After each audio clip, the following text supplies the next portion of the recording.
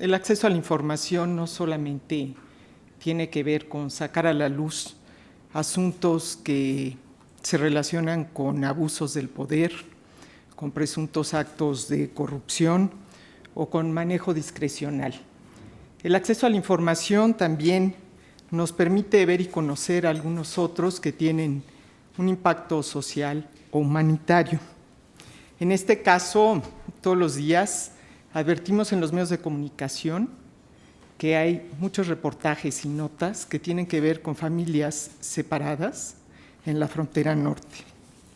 Para todos es conocido que en los últimos años los controles migratorios en esta frontera se han recrudecido.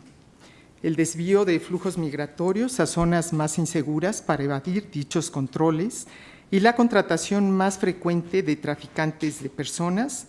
ha aumentado al poner en peligro la vida de los migrantes indocumentados, especialmente la de los niños y las niñas, quienes tienen un mayor grado de exposición a sufrir accidentes y ser incorporados en redes del crimen organizado o ser sometidos a la explotación sexual y laboral. En el caso concreto, una persona solicitó de la Secretaría de Relaciones Exteriores el número de familias de nacionalidad mexicana que fueron separadas derivado de la política migratoria conocido como tolerancia cero, instrumentada por los Estados Unidos de América del Norte. Fecha de detención, punto fronterizo en el que fueron separadas, entidad y municipio de origen, número de integrantes de estas familias, cuántos fueron procesados y cuántos retenidos, edades, ciudad en las que se encontraban, delito por el que se les detuvo, nombre de los centros migratorios, la atención que ha proporcionado la Secretaría para reunificarlas, cuántos migrantes continúan en Estados Unidos, si ya se reunificaron, la fecha en que sucedió y si retornaron a su lugar de origen, así como el momento en que la dependencia tuvo conocimiento de esa política.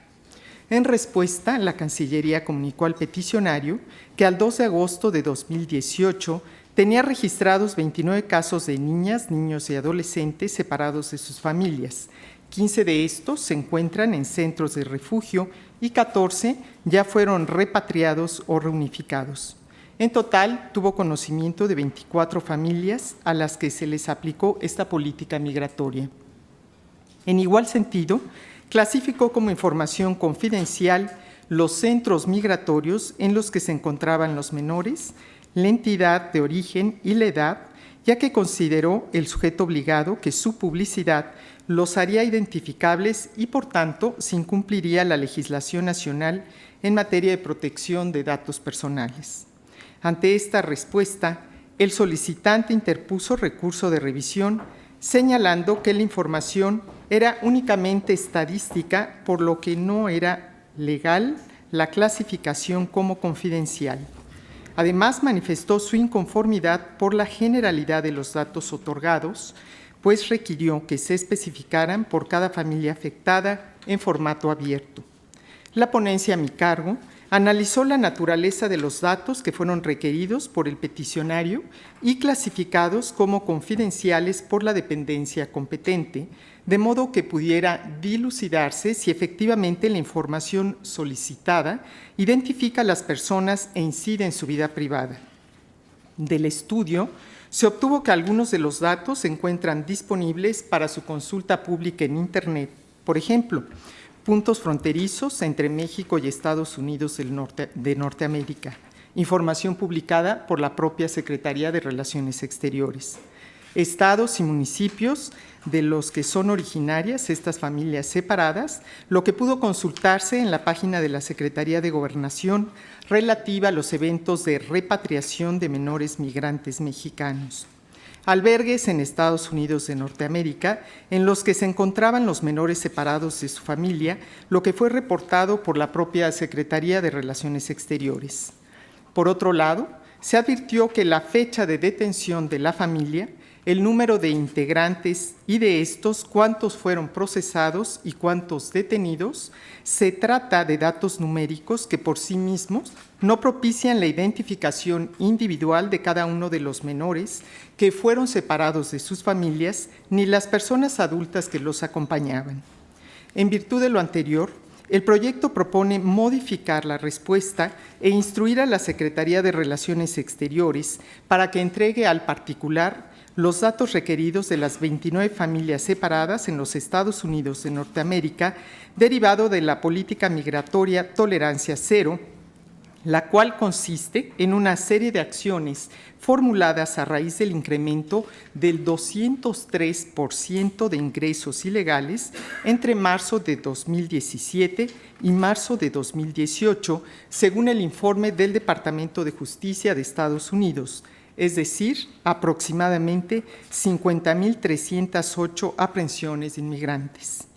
Cabe decir que en dicha política migratoria se giró la instrucción a los fiscales del suroeste de Estados Unidos para convertir en prioridad el procesamiento de delitos relacionados con inmigración y presentarlos ante jueces laborales. De la misma forma, el gobierno estadounidense internó a cientos de migrantes, dejando solos a casi 2,000 menores que fueron separados de sus familias en 6 semanas. En este contexto, que muestra que las acciones que ha llevado a cabo el Estado mexicano son importantes para la protección y asistencia de las personas migrantes, resulta de interés público, sobre todo cuando involucra el bienestar físico y mental de menores de edad, los cuales, además de ser detenidos para ser deportados a nuestro país, son separados de sus familias en condiciones de incertidumbre y con barreras que van más allá del idioma, el desconocimiento del procedimiento legal, el tiempo que permanecerán en los centros de migración y en qué momento volverán a reunirse con sus familias. Sin duda, esta separación es una evidente violación a los derechos humanos de los niños, niñas y adolescentes por su condición migratoria.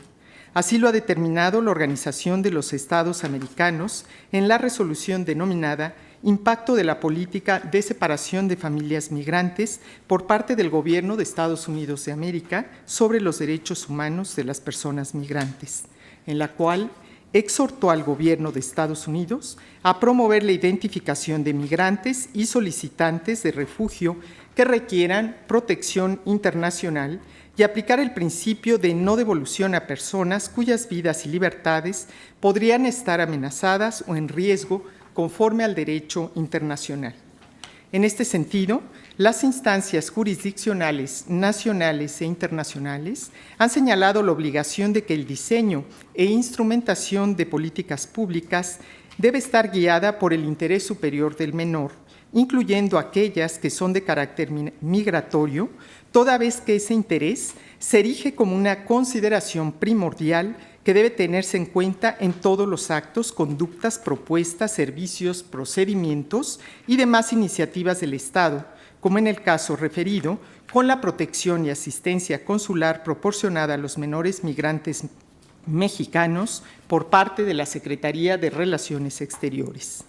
Cabe aclarar que otorgar el acceso a los datos requeridos por el recurrente no representaría un perjuicio para los menores y sus familias, ya que se trata de información que se encuentra disponible en diversas publicaciones de la dependencia en Internet y algunos otros son de carácter numérico que no identifican ni hacen identificables a las personas. De ahí que su difusión no transgreda la vida privada e íntima y, por lo tanto, debe permitirse el acceso para que sea conocida por la sociedad en su conjunto.